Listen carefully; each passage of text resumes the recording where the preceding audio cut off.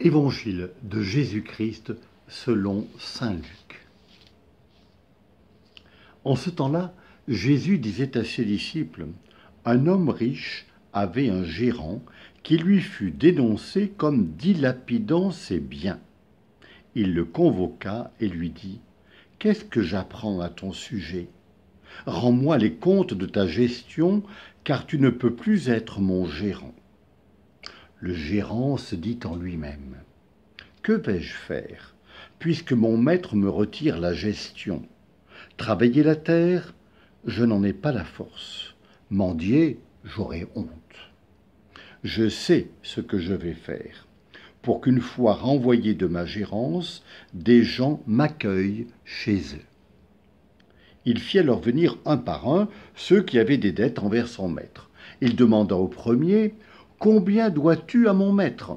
Il répondit, « 100 barils d'huile. » Le gérant lui dit, « Voici ton reçu, vite, assieds-toi et écris 50. » Puis il demanda à un autre, « Et toi, combien dois-tu » Il répondit, « 100 sacs de blé. » Le gérant lui dit, « Voici ton reçu, écris 80. » Le maître fit l'éloge de ce gérant malhonnête, car il avait agi avec habileté. En effet, les fils de ce monde sont plus habiles entre eux que les fils de la lumière. Acclamons la parole de Dieu. Le Christ ne manque pas de culot en nous proposant cette parabole qui ne peut que nous surprendre, car en effet, il semble faire l'éloge d'un escroc doublé d'un faussaire.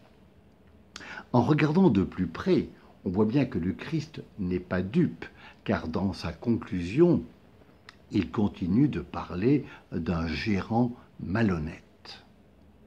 Dans une parabole, il ne faut pas tirer une leçon, un enseignement, une morale de chacun des détails.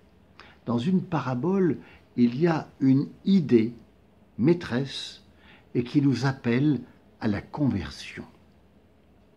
Ce que Jésus met en valeur dans cette parabole, c'est l'habileté de ce gérant malhonnête. Et on a l'impression d'entendre le Christ dire dans un soupir, « Ah, les fils de ce monde sont plus habiles entre eux que les fils de la lumière. » Autrement dit, le Christ souhaite ardemment que les fils de la lumière soient habiles. Cet intendant malhonnête était habile pour préparer son avenir, puisque, une fois renvoyé de sa gérance, pour qu'il trouve des gens pour l'accueillir. Eh bien, le Christ souhaite que les fils de la lumière, eux aussi, se préoccupent de leur avenir éternel, et qu'ils mènent une vie digne qui les prépare à habiter vraiment la maison du Seigneur. On peut peut-être se poser quelques questions à la fin de cette méditation. Mettons-nous la même énergie pour animer notre vie spirituelle que nous en mettons pour gérer nos affaires économiques? Mettons-nous autant de compétences dans notre mission d'Église que nous en mettons dans notre profession?